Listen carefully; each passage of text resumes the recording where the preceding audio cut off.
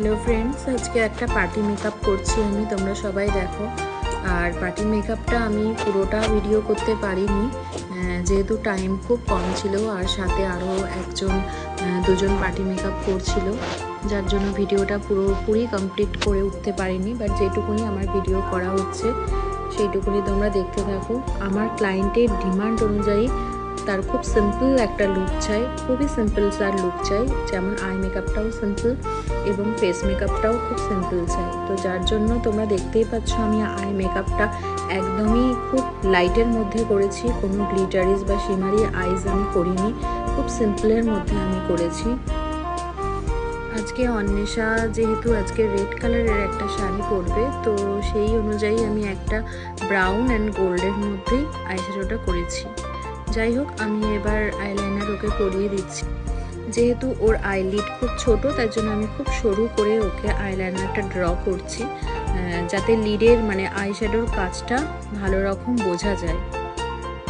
দেখো আমার eyeliner complete হয়ে গেছে, আর ও যেহেতু ফলস ল্যাসেস পরবে না, তার জন্য আমি ডাবল কোট করে মাস্কারাটা ভালো করে লাগিয়ে নিচ্ছি।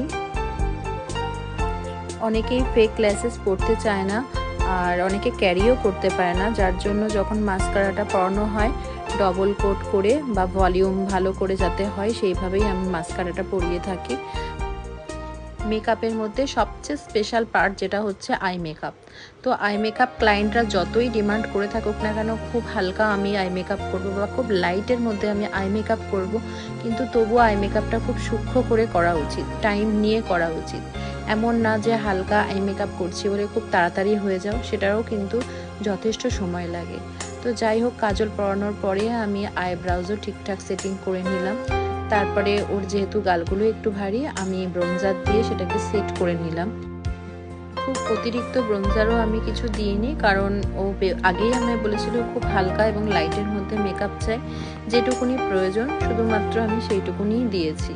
তো এবার ওকে একটু টাচ আপ করে নিচ্ছি, সব কিছু ব্লেন্ডিং হয়ে গেছে। এবার দেখো আমি ওকে ব্লাশার দিচ্ছি। তো ব্লাশারটা অনেকেরই খুব পছন্দের একটা জিনিস, তাও আমি খুব কমই ওকে ব্লাশারটা দিয়েছি, যেহেতু আমার ক্লায়েন্টের ডিমান্ড ছিল যে আমি খুব হালকা মেকআপ করব, তার জন্য ব্লাশারটাও আমি খুব হালকা করেই দিয়েছি। তো এইবার হচ্ছে লিপস্টিক আর হাইলাইটের পালা। তো আমি ফার্স্টে লিপস্টিকটা পরিয়ে নিচ্ছি, তারপরেই আমি হাইলাইটারটা দেব। তো এই লিপস্টিক পরানোটা কিন্তু যতটা তোমরা সহজ মনে করছো ঠিক ততটা কিন্তু সহজ না। আমরা যেমন নিজেদের ঠোঁটে লিপস্টিকটা খুব সুন্দর করে ড্র করে নিতে পারি, কিন্তু অন্যজন বা ক্লায়েন্টকে লিপস্টিক পরানোটা কিন্তু ততটাই টাফ। ওই জন্য খুব ধীরে সুস্থে সেই কাজটা আমাদের সারতে হয়।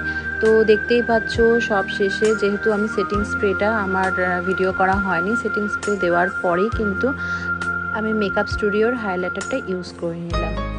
এবার দেখো আমার ক্লায়েন্ট পুরোপুরি রেডি। তোমরাই বলো কীরকম লাগছে। আজকে অন্বেষাকে খুব সিম্পল একটা লুক ওকে আমি দিয়েছি, তো তোমরাও জানিও লুকটা কীরকম লাগছে।